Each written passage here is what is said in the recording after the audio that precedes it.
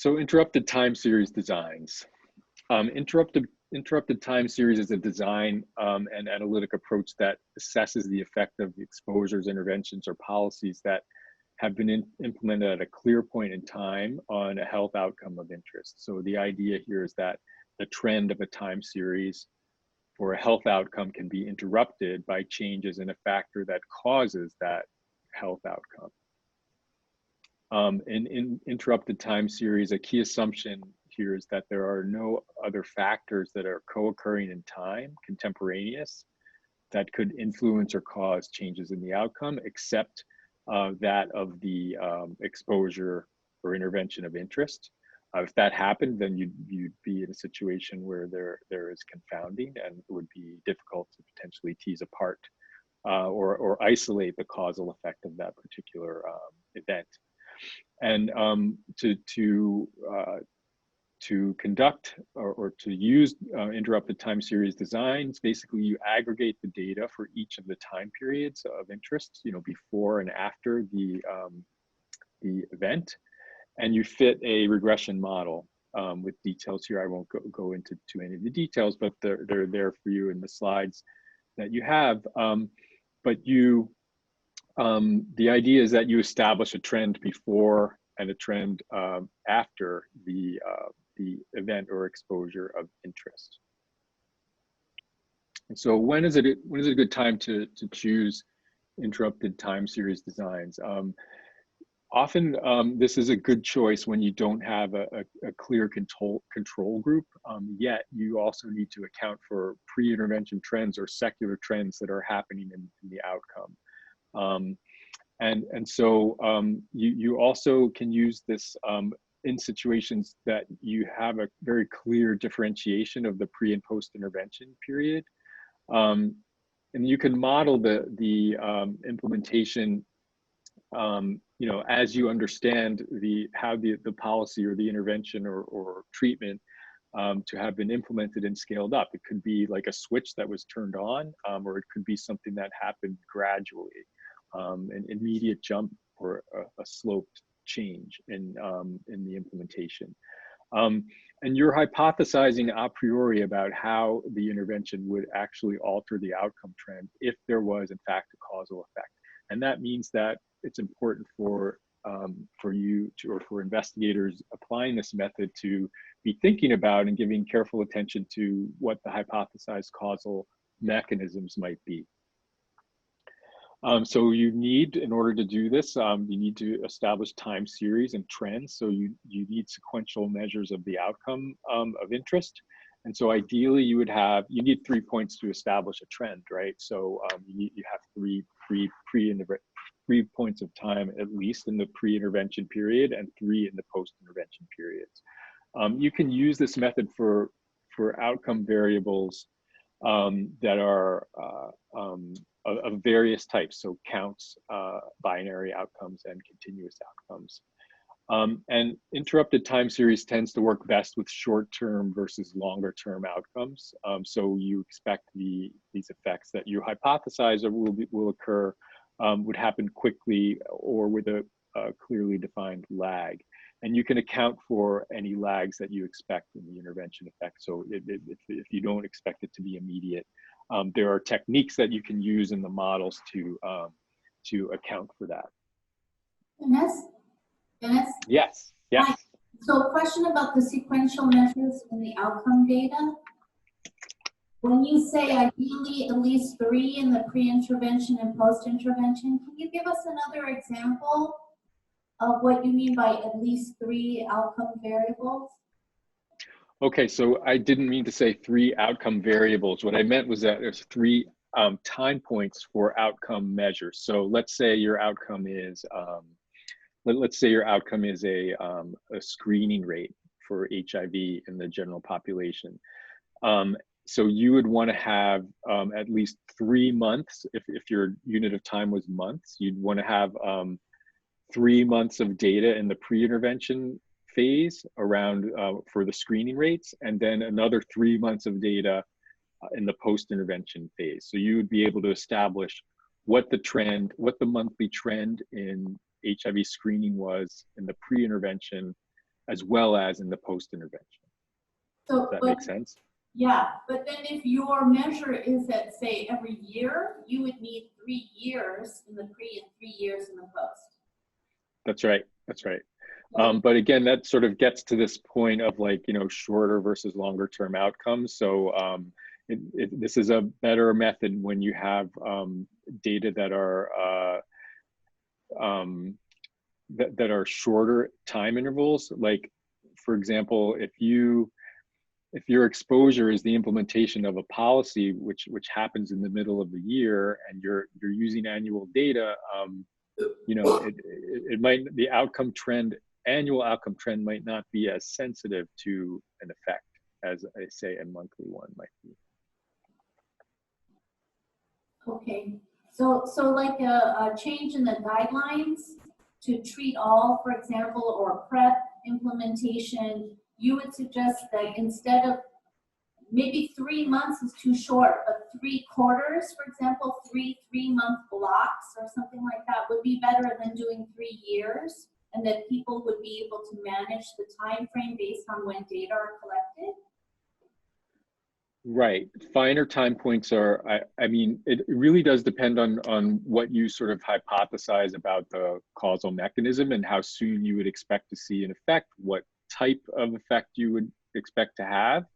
But if it's going to be a rather immediate effect, then you're not going to want to be using annual data. And so if you're starting with, say, clinic data that you have from the clinic where you're working, you have daily, you may have daily information on the proportion of people who start treatment. You might not use daily data, but if you did, you would have, you know, assuming your clinic is open for more than 6 days, you would have plenty of pre-intervention and post-intervention data to look at for the daily level, but you could aggregate it up to something that is more weekly or monthly. If you wanted to look at a few years worth of trends, that's fine. You can go, if you have more than 3 months worth of data, pre and post, that's even better, because it improves your statistical power. It improves your ability to characterize the trend, you know, before and after the intervention period. Okay, thank you. Any other questions about this before we mute ourselves again? Okay, Tim has a question from the Philippines. Tim? So my question is, what about for more direct intervention? So you talked about health policy. What about, for example, if you conducted health change intervention in the form of information education campaign? Would that be also applicable in this interactive time series design? I'm sorry, I couldn't hear the full question. Is there a way that? Maybe I could also try, like, what if you did an educational intervention, so it's not a policy change, but you had a campaign, for example, to promote HIV testing.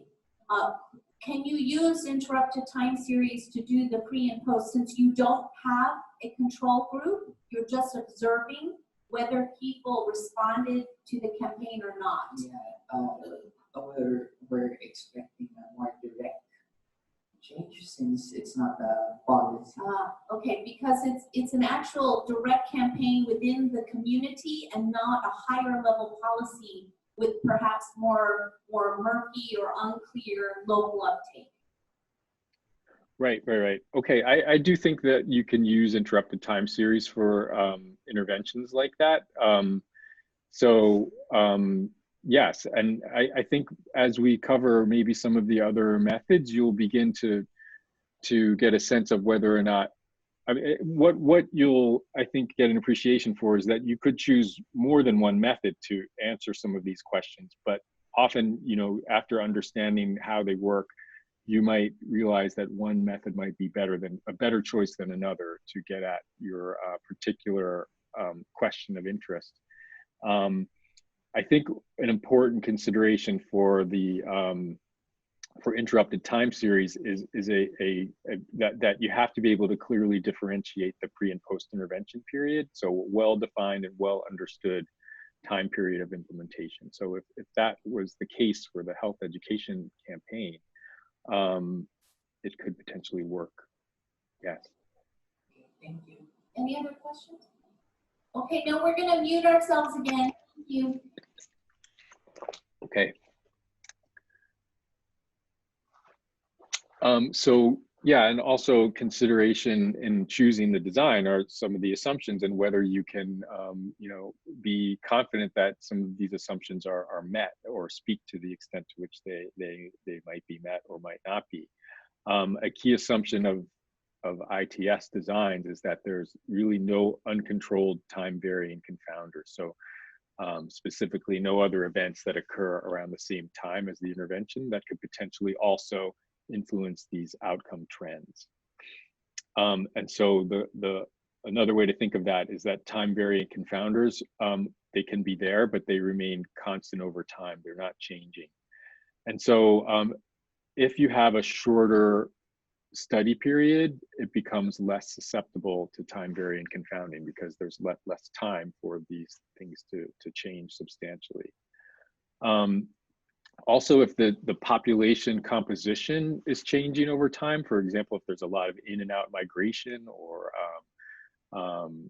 aging, so you can violate some of the assumptions of ITS because some of the trends you might be observing might be due to other factors. Again, shorter study periods, less susceptible to this kind of thing.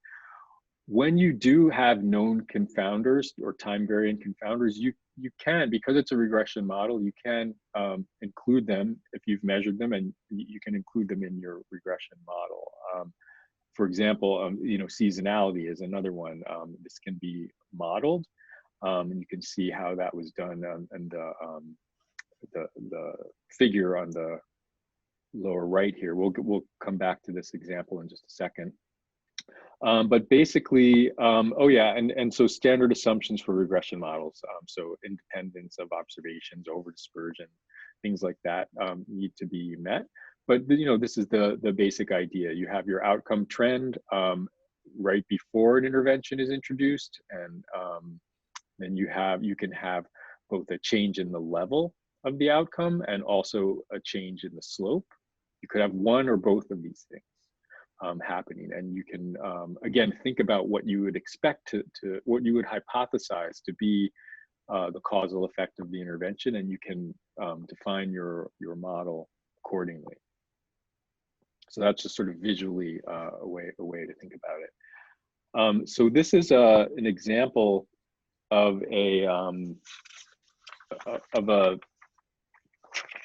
interrupted time series study that was done in Sicily that was aimed at understanding the effect of a smoking ban that occurred on acute coronary events. And so the trend here is showing the standardized rate of acute coronary events in the population of Sicily. So you can see here we have years, but the data are it looks like they're monthly data, right? And so there's clearly plenty of data here in the pre-intervention phase to establish a trend in the outcome, and clearly, you know, more than 3 points of data in the post-intervention phase to establish an outcome trend. This dotted line here represents what the expected trend in the outcome would be based on the pre-intervention trend. So this is not factoring in what's going on after. So you can think of this, if all of the assumptions of your about the intervention hold, you can think of this as the counterfactual. What would be expected to happen in the exposed population had the intervention not had any causal effect. And so this is a screenshot that shows just a sample of what the data look like going into the model, right? So you have your year, you have your month, you have the time elapsed since the beginning of the study, and whether or not a dummy variable here showing whether or not the smoking ban was in effect at the time, the number of acute coronary events that occurred, and then they calculated a standardized rate. And over to the right here, you can see the the counterfactual, the pre-intervention trend, the counterfactual trend, and then the trend in the post-intervention phase that was actually observed. And so the treatment effect is estimated here as the difference between the observed trend and what the expected trend was based on the trend prior to implementation of the smoking ban. And so in this case, there was not a change in the slope, but there was a drop in the rate of acute coronary events associated with the smoking ban.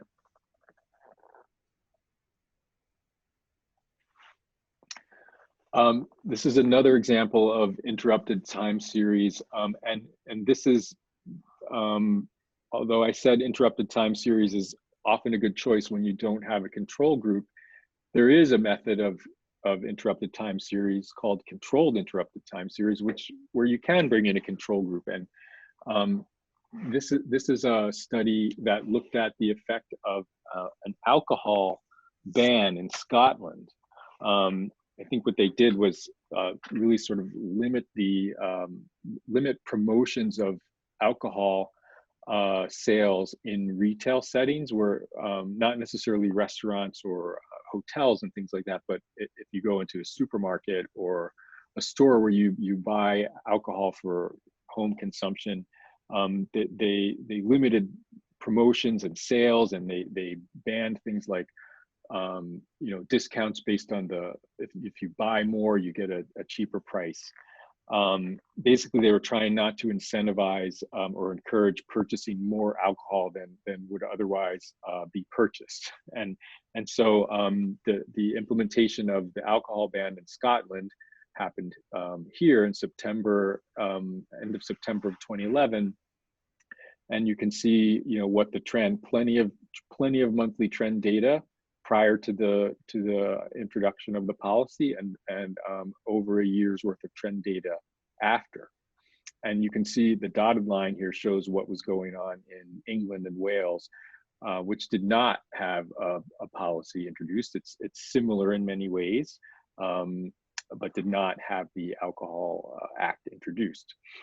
And so they then calculated the percent change in the alcohol sales across 52-week periods before and after. So on the left side of the table here, you're seeing how it changed over 52 weeks before the Alcohol Act in Scotland and England, and then how it changed 52 weeks after the Alcohol Act. And they looked at these in both crude and adjusted models. So overall, in crude models, there was a reduction in the alcohol sales in Scotland, but no such reduction was observed in that same time period for England and Wales, crudely or adjusted. And that most of the reduction was due to changes in wine sales of wine, as well as changes in RTDs, which were ready to drink, pre-mixed drinks. I guess, these could be things like, wine coolers. I'm not really sure what RTDs are, but it does seem like the introduction of this Alcohol Act had a targeted effect on certain types of alcohol. And so that's another example of how interrupted time series designs have been applied on a large scale in real world settings. And yes, this was with the control group, but as I mentioned, a control group is not necessary to use for interrupted time series.